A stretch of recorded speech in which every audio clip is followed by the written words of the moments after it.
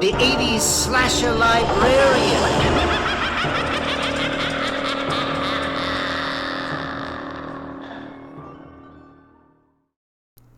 Hello, kiddies! Tonight's continuing story is Tales from the Crypt, Demon Night, Chapter 17.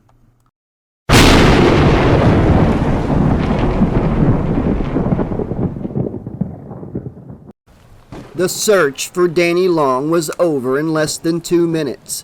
Breaker found no surprise in the fact that it failed.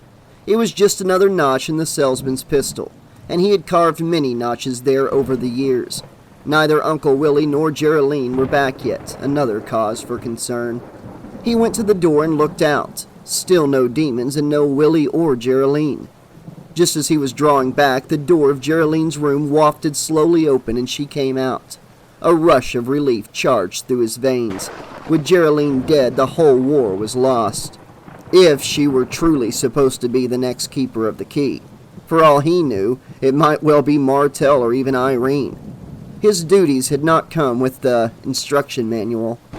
His mind jumped back to his own initiation into the club. It was a moment he wished had never happened. He had not asked for the key and the duties it entailed. He was just a private in the army trying to keep from getting his ass blown off. His commanding officer had been Lieutenant Stephen Harrison, who had found life in the military to be the best way to keep the salesman away. He had not known that he would be shot in the trenches of World War I. He probably had not known who the next keeper of the key would be at all, but Silas Breaker had been there to watch him die. The assault had failed. It was summertime, but the fog was thick and cold. Harrison had caught a bullet just as he and Breaker dived into a shallow, unfinished trench. French flares were wafting down on their little parachutes, creating a fantastic moonscape of shattered trees and cratered earth. Breaker and Harrison were caught between the lines, doomed to wait for the next attack to jump up and rejoin their unit, or to die under the next hail of artillery fire. In the ungodly light, Harrison had taken the key out of its pouch and begun filling the orb with the blood that was bubbling out of the huge hole in his guts. As he did so, he told Breaker the history of the key, of a man in biblical times named Sirach, who made the orb and filled it with Christ's blood. As a last act, Harrison had pressed Breaker's palm against his. If Breaker had doubts about the story, he lost them in a hurry. Intense pain stabbed his hand. Green light shot between the creases of his skin. It was only when Harrison's strength was gone that his hand fell away at last, and Breaker had inherited the tattoo. On-the-job training followed swiftly. A huge, curious rustling grew over the battlefield. The flares swung and danced in the sky, pushed by a sudden unnatural wind. Silhouetted against them were creatures with broad flapping wings and bloated, hideous bodies the size of a very fat man. "You had better run now," Harrison said. He pulled the pouch out of his uniform and put the key inside, then hooked it over Breaker's neck. "Run now and never stop, Breaker." Those were his last words. Confused and terrified, Breaker had scrambled out of the hole as the creatures alighted and began to tear Harrison apart. One of them swooped down and fastened its claws into Breaker's back. A machine gun somewhere chattered, then another. The winged demon fell away and began to flounder about with its wings in shreds. Artillery opened up on both sides.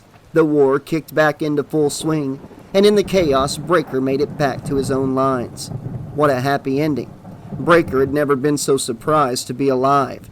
It was only later, during periods of depression as the years ground on, that he wished a bullet or bomb had ended his life that night. He had been 19 years old, the same age as so many millions of boys on both sides who died in the war that made no sense and only led to another. Now Breaker tapped his forehead with his fist, knocking the memories aside, memories he had rehashed thousands of times that brought only grief with no solution. Even with the power of the key, he could not change the past, only the future. People were looking at him. "Uncle Willie's missing," he said. "Anybody know why?" Irene plopped herself down on the bed. "Probably passed out somewhere." Breaker shook his head. "He's not that drunk." Which room is he searching? Martell looked smug. Should have let me assign numbers after all, huh? He went into Wally's room, Geraldine said. Breaker eyed her for a brief second, wondering. She looked as if she'd stuck a finger into a light socket, all windblown and disoriented. I'll check it, Martell said, and hurried out. Breaker rubbed his forehead as if to massage the troubling thoughts away. The need for sleep was wooing him again, with promises of needed rest and dreams that would not be remembered. The shotgun felt slick and oily in his hand, reminding him that most men who go to war do not have to carry guns after the war is over. He had been given the gift of an extended life, but at a terrible price. Martell, the dirtiest deputy in the West, charged back in with a grin and eyes that spoke of late-breaking news. I know where he's at, he said. Irene, you're going to shit about 18 bricks. There's a big trap door in the ceiling of that room. It must go up to the attic, and that's where old Willie went. Irene frowned and moved her head slowly from side to side. I know how to get into the attic, she said. There's a panel at the end of the hall that you push up. I thought about getting insulation blown up there and decided not to. It never gets very cold and air conditioning is out of the question. You better think again, Martell said, and smacked his hands together. This old place is just plain stuffed with trick doors. Come on, everybody. The two tromped out. Breaker ran a hand through his hair, which contained no hint of gray at all. At his age, he often thought, and with what he'd been through in his life, he should be gray to the roots and bald as an egg, both at the same time, not to mention being in an insane asylum. Geraldine had decided not to follow and sat instead on the bed, visibly weirding out. You okay? He asked her. I've seen you better. She turned her head. How does the salesman do what he did to Cordelia? How does he take over a soul? Breaker moved closer to her, hovering at the edge, sitting down beside her, deciding not to. He seduces the person. It's kind of like a mental rape, I guess, but gentle in its own way. He makes a proposal, and you either accept it or you don't. If that doesn't work, he scares you, shows you scenes from your family, threatens to hurt them if you don't accept his offer. She brightened a tone or two. So it's all a bluff. He really wouldn't do something like that. Breaker did sit beside her. Oh, no bluff at all. He can do anything he wants to do, and he usually does. She faced him. Then why hasn't he gotten you yet? For the key, he could offer anything you want. True, Breaker said. In spite of the dismal hour of the night, in spite of the crazy series of events, he was entranced by the smell of her. She had worked in the kitchen untold hours, had cooked a supper for him, and a pretty damn strange one, pudding for supper, had run around with him as they fought to stay alive, and still she smelled nice, although she did look like a piece of warmed over dog shit right now. Have you ever just listened to him? She asked. Listened to his pitch, I guess you'd call it. He's a salesman and he has a good pitch. Breaker laid the shotgun on the bed and touched her hand. What did he pitch to you? She rubbed her eyes, then dragged her fingers down to her chin, making monster faces on the way. Paris. I would kill to go to Paris. Breaker bobbed his head up and down. It is a very nice city, for sure. You've been there? Yep, been there, seen it, moved on. To Wormwood, New Mexico? An undiscovered tourist haven. Why else would Irene open a hotel in the middle of Cactus Town? She's a very shrewd businesswoman, you know. Geraldine drew back from him. You have got to be kidding. He drew away from her and blinked both eyes at once. You're right. I've got to be kidding. What was I thinking? She laughed. When she leaned back toward him, their shoulders touched, but she did not draw away. Instead, she seemed to lean on him slightly. Unusual thoughts buzzed through her mind, but he stamped them out. So he was in your room just now. You erased the blood seal for him? Are you nuts? No way. At least not on purpose. The drop of blood dried up and scraped off of my shoe when I walked in. He took a deep breath. It's gotten too old, he said. Fresh hot blood soaks in. You can't get rid of it without a knife or some scrubbing. The old stuff just sits there and hardens like a scab. It comes off too easy." "Exactly," she said. Silence fell between them. Breaker let his eyes slide shut, thinking of sleep, thinking of Geraldine, thinking of the things that would never happen between them because an oversized key made out of iron and silver and quartz stood in the way. And his age. Don't forget that. It was a mismatch made in heaven. He touched his throat. Geraldine?" Her response was delayed, as if she were drowsing as well. "Yeah?" "You and I, it's too bad that we, It was no use. He had spent his life on the run, and his time was drawing to an end. This he could feel. Never mind," he said softly. She rested her head on his shoulder, and took his big clumsy hand in her small calloused one. "It's always that way," she murmured. "Everybody I hate at first winds up being a really good person." He smiled. "We did have a rocky start, didn't we?" "Two hardheads with an attitude." "Sorry, really." It occurred to him to kiss her, simply lift a hand and use a curled finger to slowly raise her head, gaze deeply into her eyes, find the permission that surely was inside them, and press his lips to hers. Nothing could be easier or harder. He groaned inside. He was 97 years old. She was young, worse than young, she was a minor. But somehow he was still the same 19 years old he had been when Harrison passed the key to him. The point became unimportant as Martell appeared in the doorway. "It's a pull-down stairway up to the attic. Me and Irene's going up now, and I'll need the shotgun." Breaker picked it up. "I don't see how anything could get up there," he said. "Besides, we'll all be safe in here." He looked down at the deputy's scuffed and dirty boots, but he was standing outside the perimeter of the door. A use, finally, for his favorite word and thing, the perimeter-minded fool. "Why don't you, step in here first, deputy?" Martell scowled and started to tap his foot. "Our mission at this point is to save the kid, Breaker, and sitting around isn't going to make it happen." He motioned with the finger whose nail was still crusted with dry mud. "The shotgun, and I mean now." Breaker growled under his breath. Since the war, he had not liked taking orders from anyone, especially young officers who thought themselves duty-bound to send soldiers to die in hopeless battles. "Deputy," he said evenly, "if you insist on roving around in the attic, you may have this weapon with all my blessings. But please be careful not to blow your own stupid ass off.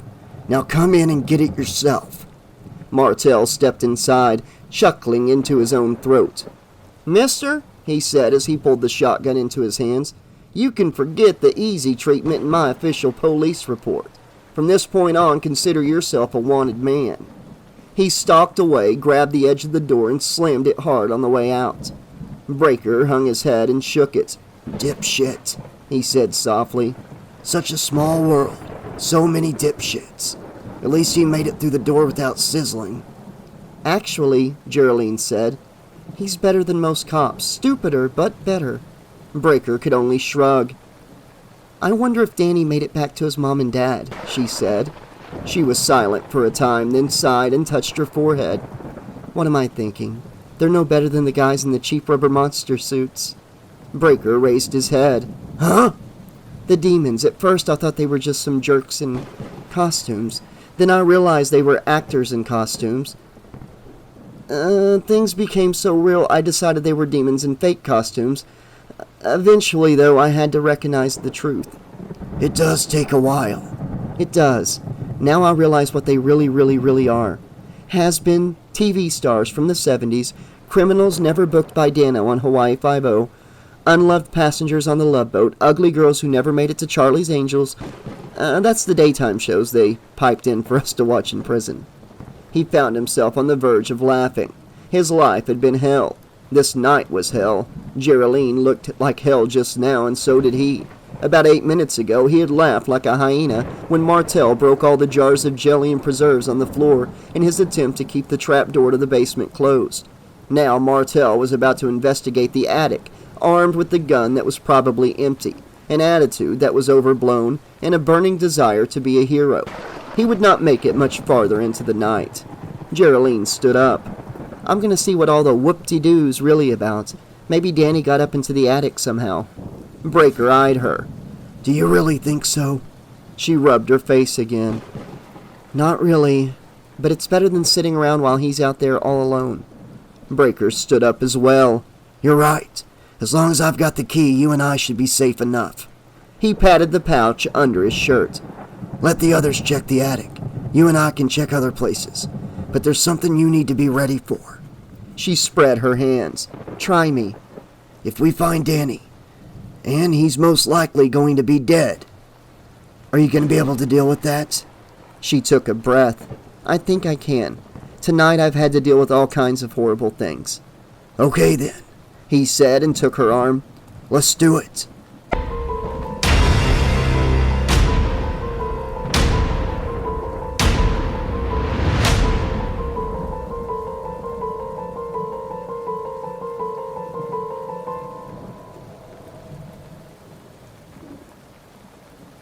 Chapter 18. You sniveling, lying son of a bitch, Irene Galvin shouted. How long have you been staying up here behind my back? 6 months? A whole goddamn year?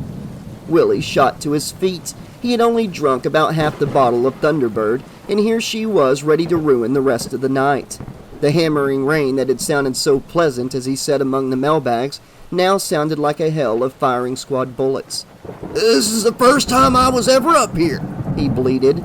Martell was clomping up the steps behind her, a shape in the dark.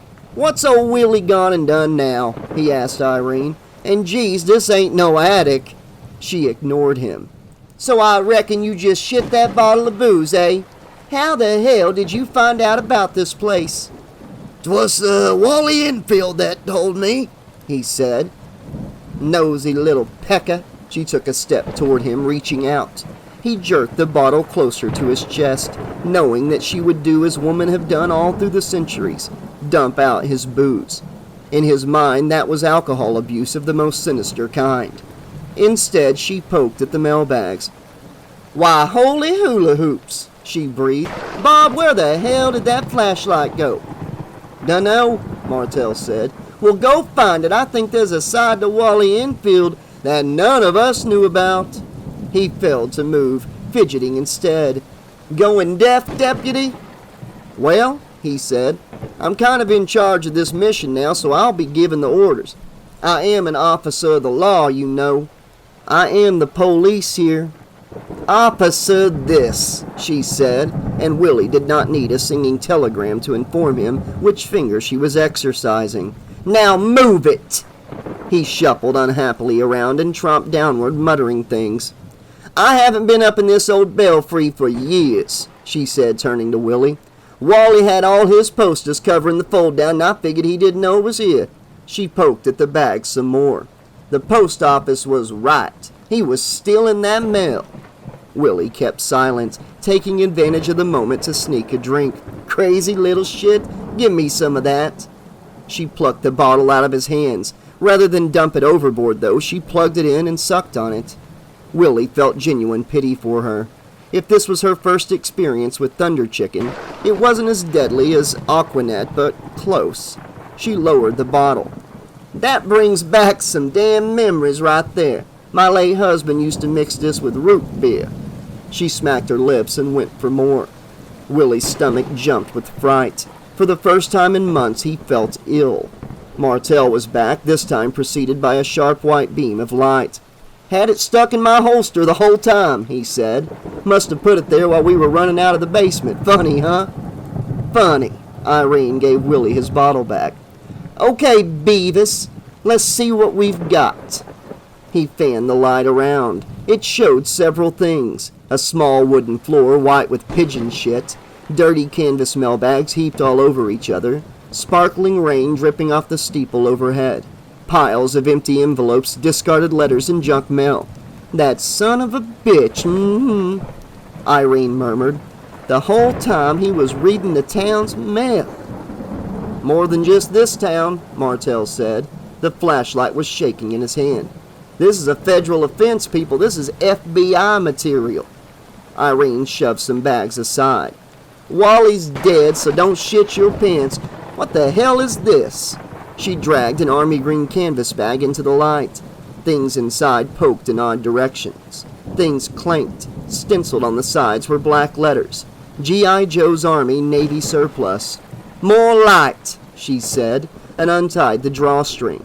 Willie watched this, remembering again that clanking bag Wally had been dragging around. Irene took hold of the bottom and flapped the bag out. Guns sluiced across the floor. Willie recognized an AK-47, an M16 with the collapsible stock, a sawed-off shotgun, a huge and nasty-looking automatic pistol with the perforated black shroud around the barrel. Several smaller pistols as well. Best of all, an old army field jacket with half a dozen old-style pineapple hand grenades stuck to it with safety pins.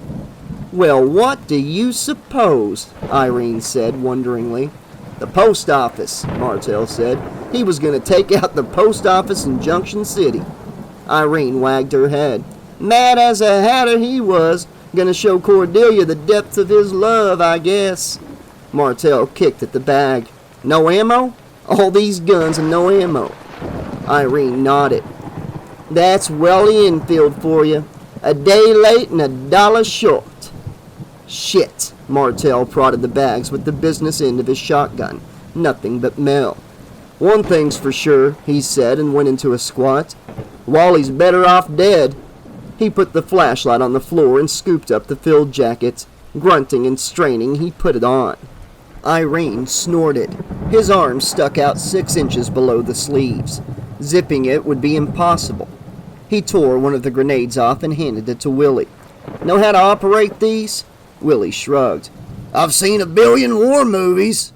Good enough, let's go. Irene grabbed his arm. What about me, Roscoe? I get to walk around defenseless in here? He deliberated. Irene, you're a woman. Women can't do these things. She took a handful of his hair and jerked him down to the level of her mouth. When you was crawling around in shitty diapers, I was working graveyard at an iron foundry in Pennsylvania, Mr. Hotshot Lawman Police. She ripped a grenade from his new jacket and stuck a finger through the ring of the pin. I pull this and throw it and people pots go flying, right? He was grimacing. Right. She released him. Now we shall go. Don't forget the flashlight. Roger, he said and picked it up. Now march. Come on, Willie. We have to stick together. Right behind you, Willie said. But when they were out of sight, he sank back down on the mailbags, wiped the nervous sweat from his brow, and went back to work on the bottle. The wind gusted coldly and the night was soggy with rain, but he was dry and off his feet. And most important, getting drunk all over again.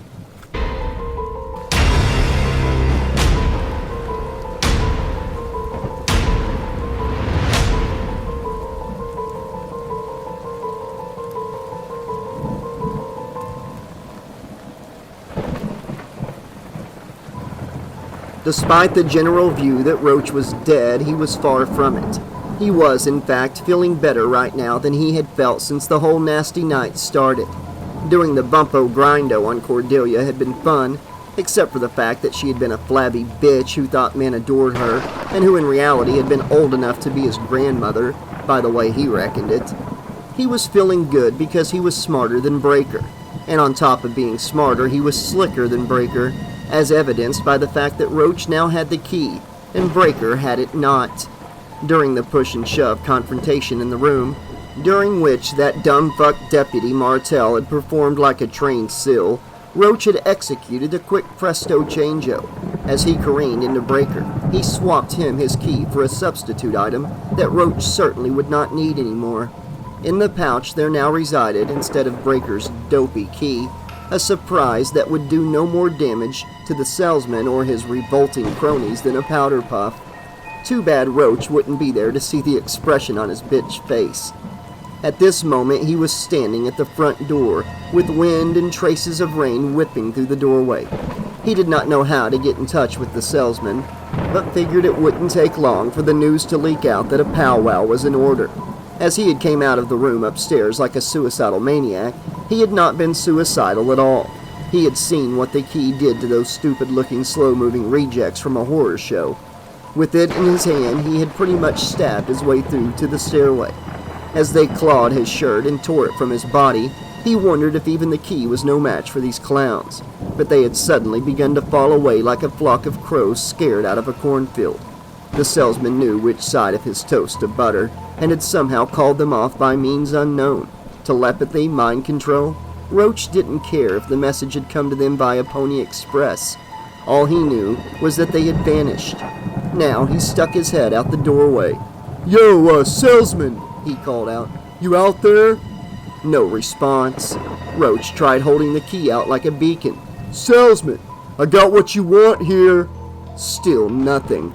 Roach ground his teeth. Lightning stitched the sky not far away, and he counted the seconds until the thunder arrived. A childhood habit. Oh, perfect, he grunted. 18 miles away my ass. That was in the front goddamn yard. He examined the night. Salesman, yo!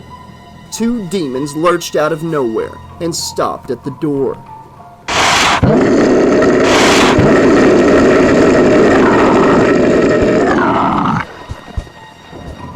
Roach used the key in a vampire slayer fashion, backing up a step. No, I want the head honcho, he said, with his voice full of bravado. Begone, dumb fucks. The salesman materialized between them, the best special effect Roach had seen since his last movie, which had been Godzilla doing something or other. His finances did not let him get out much, not the way Homer had paid wages at the Eureka Cafe. You rang, the salesman intoned. He was wearing scruffy jeans and a Western-style shirt with a baseball cap snugged backward on his head. He leaned against the doorframe and crossed his scuffed old Reeboks. Mind if I smoke? Roach stared at him. Smoke away, Buford. Thanky, Si. He pulled a red pack of Chesterfields out of his shirt pocket and dug out a battered old Zippo from the tattered pocket of his jeans. He lit a cigarette and blew smoke Roach's way. It hit the line of the blood seal and slid outward as if blown against a pane of glass. You see my problem there, Roachy? He said. Country club taste with Moose Lodge income. Ain't that a heartbreaker, Roach said. Now let's deal. He smiled. Well, deal away, Roachy. Roach matched his smile. I'm willing to give you this key. From what I hear, you've been trying to get your hands on it for about 2,000 years. Give or take, the salesman admitted with a nod. Call it a hobby. There's certain things I want then. Number one, I want out of here. That could be done. And I want Geraldine with me. The salesman's eyes widened. Why, you Romeo son of a bitch, you. I had no idea, Roachy. That's only half of it, Buckwheat. I want a car. Sheriff Tuppers is up for grabs, I hear. Roach tapped the key against his teeth. Not a cop car, dimwit. I want a vet. Breaker's a veteran, the salesman said immediately. World War II, deserted his unit, went to trial for treason after he spilled his guts to the Koreans. North Vietnam found him guilty of espionage for the PLO, sentenced in Albania for war crimes and absentia. He can be a hero all he wants to be, Roach said. But what I mean is a Corvette. Chevy makes it. I want it brand new, no miles. Can you do that? The salesman seemed to waffle. I don't know, really. Do you have a trade-in, sir? Roach scrubbed a hand over his face. We could use Tupper's car, now that he's dead. Done deal. Is that it? Roach shook his head and glanced over both shoulders. Money, he whispered. I want, $1 million. Unmarked bills. The salesman lowered his voice as well, mocking Roach. I can do that. I can do it all. We got a deal? Roach's eyes jerked this way and that as he chewed his lip. He extended the key. Deal. The salesman jerked backward. Hold that thought, buddy, he said. He tossed his cigarette into the wind and stepped out of Roach's view. He reappeared with the wooden case in both hands. Mind getting rid of that for me? He asked, looking down at the base of the door frame. Roach looked down. Hell, the blood's all dried up anyway. You won't get fried. Just to be sure, pretty please with the cherry on top. Roach shrugged and scraped away the blot of dried blood with his foot. The salesman probed the area with an elbow, then smiled and stepped inside. Please insert the key, he said. The passport to all your dreams, Roach. Roach moved as if to put it inside, then snatched it back. He cocked his head and gave the salesman a wink. If you think I'm that stupid, think again, he said. You've got all kinds of powers, but I don't think you can make a car out of thin air. Show me. The salesman grinned. You've re-established my faith in common sense, good sir, he said. Step out here and see all of my power. Roach chuckled. I don't think I'll be doing that, Roscoe. You just show me from here. Fine and dandy. Just step back a little and give me room to work it. Roach backed away, still holding the key out. Do it, he said. Show me my car. The salesman smiled. There, all done. Roach frowned. I told you I ain't going outside to look, man. I want to see it in here. But it is in here, Roachy. Look up. Roach looked up. Well, I'll be, he said, staring at the underbelly of a Chevy Corvette, so new that even the muffler was shiny as fresh steel. What's holding it up? I am, the salesman said, in a dead flat monotone. The car dropped like a ton of metal and plastic it was. Roach barely had time to blink. The weight folded his spine in 100 new directions, split his belly open, and ejected most of his guts against the unused muffler. One arm still stuck out from under the right front fender. The salesman walked over and held the key case under Roach's hand. It spasmed once and the key dropped neatly into the groove that had been cut for it so many centuries ago. The salesman regarded the lines of blood seeping across the floor. What an asshole, he said, and headed upstairs.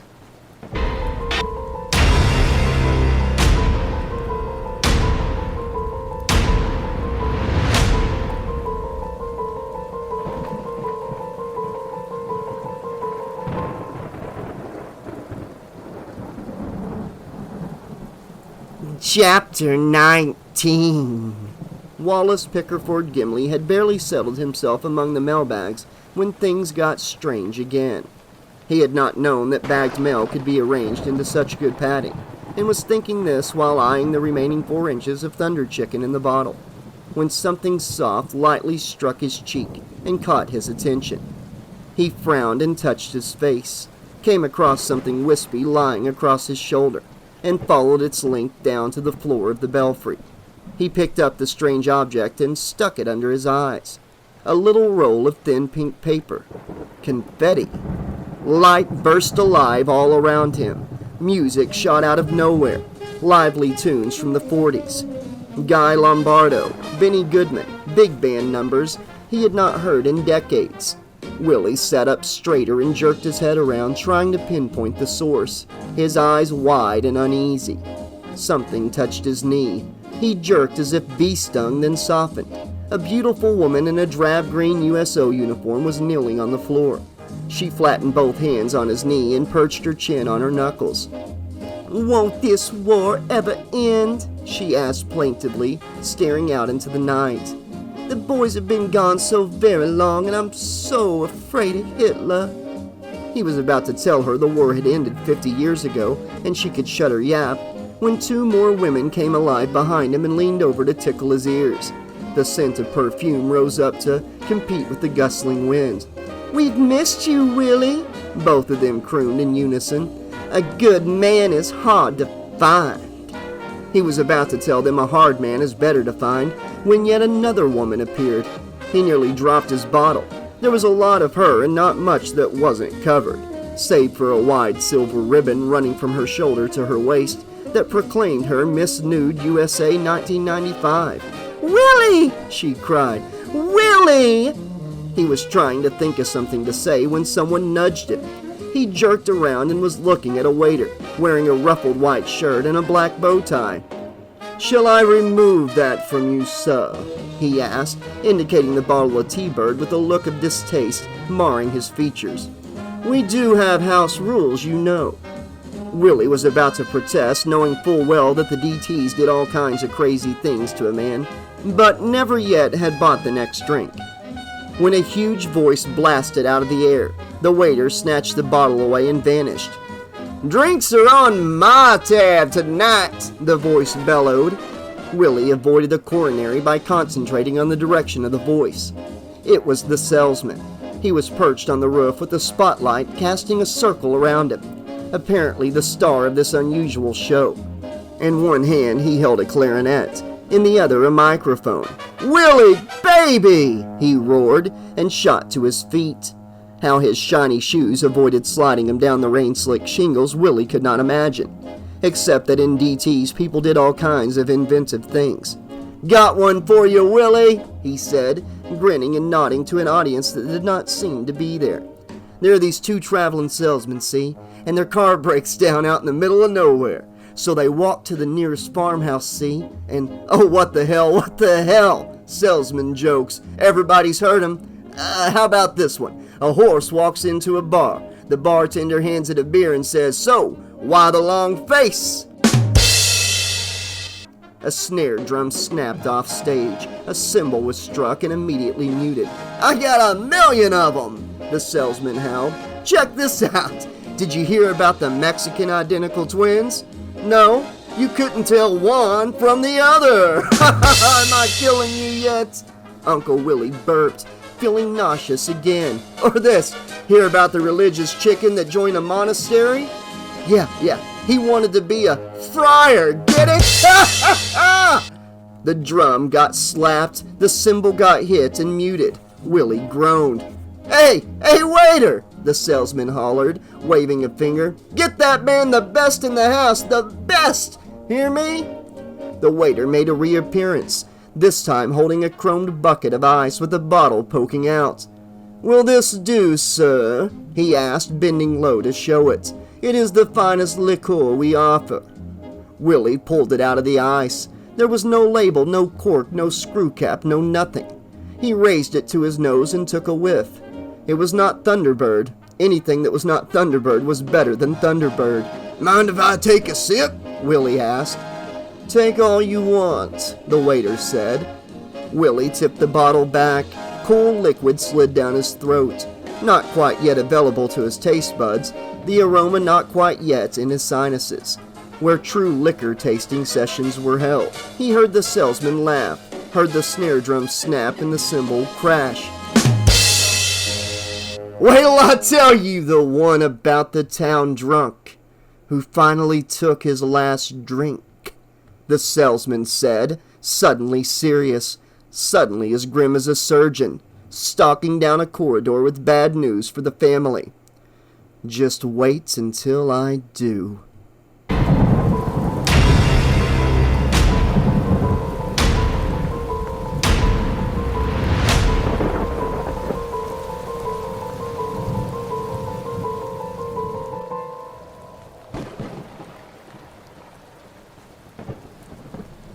Breaker froze in place. "What the hell was that?" Geraldine stopped and listened. What was what? What did it sound like? He rattled his head. "Like a bomb. Not that loud, but like that." She took hold of his arm. They were in the kitchen, where at the open back door dismal streamers of confetti were soaking up the rainwater being pushed inside by the wind. Several dead demons, their ashen corpses blown into unrecognizable dark drifts, marred the floor. Geraldine had not heard anything, but easily believed that Breaker could sense things she could not. "It came from out there," Breaker said, motioning backward toward the rest of the house. "I'll go see." She released him. "Okay, I'll nose around here, check the cabinets. If Danny got scared, he might have hidden in one of them. Hell, I even would." He touched his lips, frowning. "You know, we ought to stay together, really. The only thing we have now is the key, and we can't share it in two different places."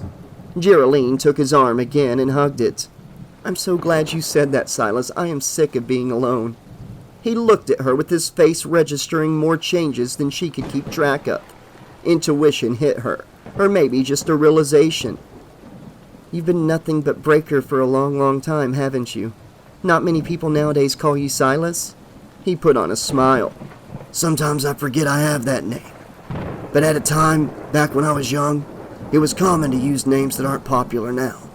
Kids were named Silas and Mortimer, Poindexter and Engelbert, Humperdinck and...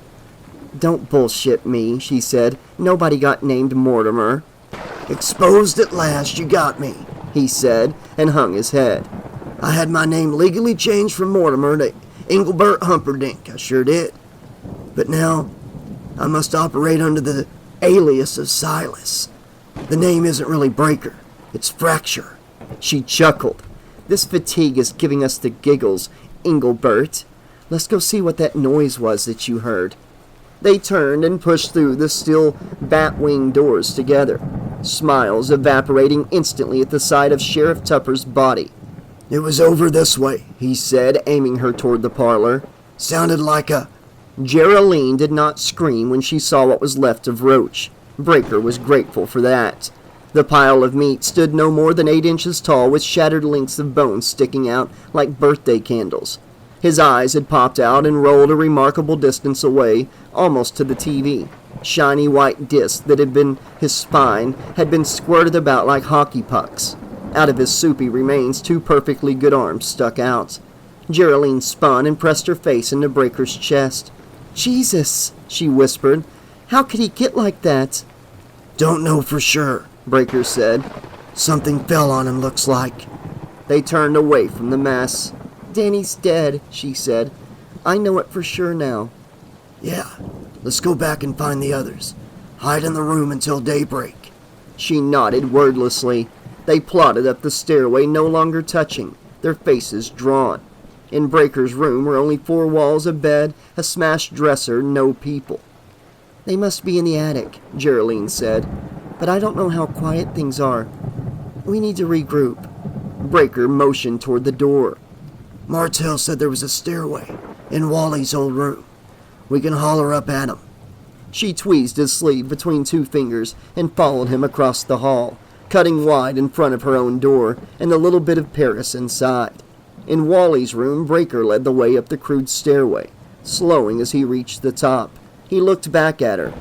This is no attic. It leads to the belfry. So, is anybody up there? Uncle Willie's voice suddenly blared over the top of Breaker's head, making him jerk back. Breaker took the last few steps in one stride. Geraldine trotted up just behind, trying to look past him, seeing only darkness, hearing only the pounding of the rain. Something made a cracking noise that she could not place. A second later, Breaker slammed into her, knocking her against the waist-high guardrail so hard that her face caught a handful of raindrops. She pushed away just as Breaker, a dark shadow, rolled back up onto his feet. Feeble lightning put on a distant, dismal show, but it was enough for her to see. Uncle Willie had a wicked-looking rifle in his hands, which he was holding like a club. His eyes were large and reddish, glowing from the inside. "No!" she screamed, buckling to her knees. Uncle Willie, gentle, clumsy Uncle Willie, had given himself to the salesman. She couldn't believe it. Crack! Breaker flopped backward with a groan. Geraldine crawled to him and pawed at his chest for the pouch. He sat up. Hot liquid dripped on her wrist. She got her hand around the key and ripped it free, jumped to her feet and waited for Willie's next move. But she used her free hand to feel the key, baffled. It had changed somehow. It was thinner, had prongs sticking out one end, like a fork with a big heavy handle. She sensed Willie drawing closer, could dimly make out the tiny red dots of his eyes. He moved suddenly. Something heavy whooshed through the air. She ducked, raised up, and attacked with both hands around the haft of the strange new key. With a grunt, she slashed down with it, driving it into the black shape of his face. Glowing white fluid spurted across her arms and chest in a thin spray, burning like acid. Willie howled and dropped the rifle. Breaker loomed at Geraldine's side and tussled once more with Willie. The old man fell over and performed a rapid flip-flop down the stairs. "The key!" Breaker panted. "Where are you?" She guided it into his hands. "Something's wrong with it. It feels funny." Save that thought, he said, and thundered down the stairway. Geraldine followed. In the light, she could see that Breaker was indeed holding a fork. It had a fat red handle. It was a Swiss Army knife. A Swiss Army knife. Uncle Willie was pushing himself upright. His white hair hung in greasy strings. His white beard poked out comically in all directions. Where his right eye had been was a shriveled hole, dripping thick brown fluid down his cheek. He charged at Breaker, who had injuries of his own. The rifle had split his scalp down the middle of his skull, and an incredible amount of blood was running out of it, painting his face, painting his neck, staining his shirt with tentacles of shocking crimson. He whipped the Swiss Army knife up and embedded it into Willie's remaining eye. Hot white matter ejected in a spray, and he collapsed. "You bastard!" Breaker howled at the ceiling. "Come and fight me, you chicken shit son of a bitch!" Geraldine wondered if he even knew his key had been replaced with an inferior model. Pale and gaunt with rage, he glanced up at her but did not seem to see her at all. He lurched toward the door. "Wait!" she cried out, and took the remaining steps in 2 great leaps. She caught up with him and jerked him around to face her. "You can't fight him with that," she said. "Look at it! It's nothing but a goddamn fork!" He jerked as if to shove her away, his eyes large and glittering. Slowly they cleared a bit. He raised the Swiss Army knife up and shifted his gaze to look at it. A smear of the white stuff was blackening between the tines. "I'll be damned," he said in dreadful tones. "Roach did it after all." Something clattered downstairs. Geraldine hurriedly pushed him back to his own room, not knowing if the blood seal was any good now, not knowing much of anything, except that to face the salesman with a glorified fork was suicide. "Sit and listen to me," she said. His knees unhinged and he dropped onto the bed. The Swiss Army knife thumped to the floor. "This is your own plan talking here, Breaker. We sit tight until morning. We don't leave this room even to take a shit. We only have to wait until... Oh shit, what time is it?" He raised an arm and regarded his wrist. "It's gone," he said. "Or did I have one on when I got here? I can't remember." "We'll say it's 2:30, maybe 3 o'clock. The sun rises about 5:30 or 6. 2 hours to go. 3 tops, okay?" Breaker cranked his head up to look at her. "He's got the key now. Roach took it from me and gave it to him." She nixed the idea immediately. If that's what happened, Roach wouldn't be dead. Besides, if the salesman has the key, why hasn't the world ended? Why would he still be hanging around in Wormwood at all? Breaker applied an emotionless grin to his face. "Because he wants me. I've eluded him for about 75 years, and I am not high on his list of favorite people." Geraldine went to the head of the bed and snatched up the pillow, shook it out of the pillowcase, and tossed the pillowcase over to him. "Wipe your face off," she said. "You've quit bleeding, but you're still gruesome." She went back and began to pace at the foot of the bed, her fingers intertwined behind her back. "Okay, Watson, check this out. The salesman has it. All he wants now is your hide. Can he cancel a blood seal with the key?" Breaker shook his head as he scrubbed his face. "He can't even touch it until all the blood is gone from the orb. And do you still recall how much was left?" "I do," she said. "Next to nothing. But he still can't touch it, so it has to be lying around someplace." "Inside the case he brought. Don't forget the case." She made fists, then interlaced her hands again. 5 paces turn, 5 paces turn. This could become a habit. "So he still needs one of us to empty out the last drop. He can't use pot holders or anything, right?" "Right? Of course, right. So he must keep one of us alive to do it for him." "Not necessarily you or me," Breaker said. "Anybody he can find." "But it's late," she said. "He's in Wormwood. Apparently everybody and their grandma has become a demon here, and that leaves us, you, me, that fucknuts deputy, and Irene. Everyone else is dead." "We assume that, yeah." She stopped pacing. "So then I have a plan. You and I are going to arrange a truce with the salesman." He held the pillowcase out and made strange faces. "Are we being bugged here?" she asked, toning down her voice. "Can he listen in?" Breaker shrugged. "You're asking the ant what the anteater will do next. All I know is to duck and run, and never stop when he's around. Forget that then. I say we stay put until sunrise. So do I. She frowned. Somehow they had reached an agreement without solving a thing. So, she said, and dropped down on the bed to sit beside him. Ever played charades? He started to smile, then spun his head around. Geraldine turned to follow his eyes, her heart plummeting, having no idea what disaster might strike next, but assuming that since it was unexpected, it had to be a disaster nevertheless. Danny Long was standing in the doorway with his mouth wide open in a terrific yawn. He rubbed his eyes and looked at Geraldine. I can't find my mom and dad, he said, and I'm scared of the monsters. Geraldine stood. Oh, you poor baby. Come here and let me hold you. He looked back down the hallway. His lower lip pooched out as he got ready to cry. Go with me, he said. Please go with me. Breaker touched her arm. Make him walk through. She saw sense in that. She sat on the bed again and extended her arms. I'll help you, Danny, she crooned. Come here and give me a hug. He looked fretfully at her. Some guy got smashed on the floor down there, he said. He smells like poop. Just come in here and then we'll go, she said, and got up again. Come on. What if my mom got smashed too? What if my dad's still down in the tunnel with his head bleeding? Please come with me, Geraldine. She looked at Breaker undecided. Danny was just a little kid who'd seen far too much tonight, was half out of his mind from the force of those recent tragedies. We have to wait for morning, she told him, still keeping her distance.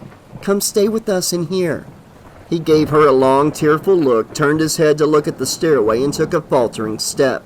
Geraldine glanced down at Breaker. He was slowly scrubbing a hand over his face, looking as old as he probably was. Danny, she pleaded, don't go. Everything will be better in the morning, I promise. He wiped his nose with his sleeve, tired and seeming at the point of collapse. He slowly walked out of sight. Shit, Geraldine said. I can't take this anymore. Breaker heard her. Don't do it, he said. Not until he comes through that door. She hesitated, torn in half by her common sense and her emotions. She went to the door and peeked around it. Danny was still going, dragging his feet and sobbing. She saw that one of his shoes was untied. It was a pitiful enough sight to break the deadlock. I'll just bring him back here, she said to Breaker.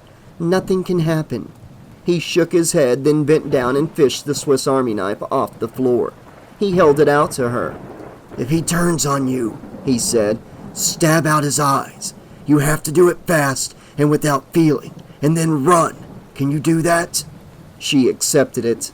I guess I have to. No guessing, he said, and no hesitation. Promise me. She smiled in affirmation, then went out of the room. Hold up, she called to Danny, and he stopped. Once beside him, she dropped to her knees and took hold of his shoulders. I want you to listen, she said, turning him to face her. There's nothing we can do about your mom and dad right now. We're going to go back into that room, and you are going straight to bed. I can even tell you a story, okay? His eyelashes were sparkling with fresh tears. Without warning, he jerked out of her grasp and scurried down the stairway. Geraldine jumped to her feet. Danny! Mommy! He wailed. Where are you, Daddy? She clenched her eyes shut. This was horrible. She was not equipped to handle situations as horrible as this. She wanted to go to bed and dream herself away from here. But only a miracle had saved Danny's hide the last time he went on his own. This time he would surely die. Stop! She shouted and chased after him, taking the steps two at a time. At the bottom, she caught sight of him headed straight for the trap door to the basement. Up and behind her, Breaker shouted her name into the hallway. Danny, please! She hollered at his back. Stop and listen to me! He stopped at the point where Martel had broken all the jars. The assorted jellies on the floor had been smashed and tracked in a dozen directions by the horde of demons the basement had disgorged. Geraldine skidded to an unsteady halt and turned him around. Upstairs, she said, breathing hard. No more running, okay? He looked up at her. A grin curved his mouth up at the corners. He pointed a finger in her face, and she realized with a jolt of horror that the fingernail was round and sharp, a talon the color of mustard. You're right, Jerry. He wheezed, blowing the stench of bloody ruin in her face. There will be no more running at all.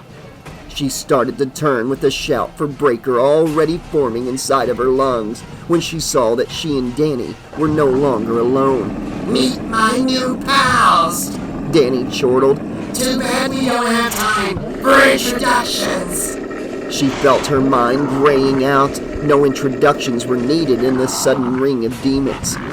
Though each one looked different, they were all cut from the same mold, the salesman's mold. She dropped to the floor just as they sprang at her.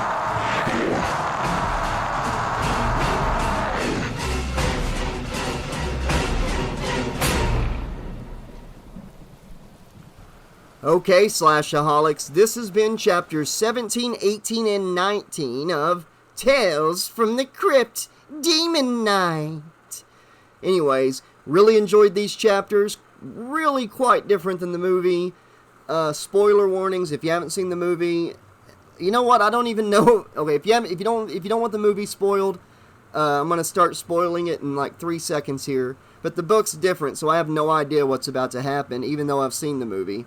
But spoilers for the movie in 3, 2, 1. If you're still here, that means you don't mind getting the movie spoiled, or you've already seen it.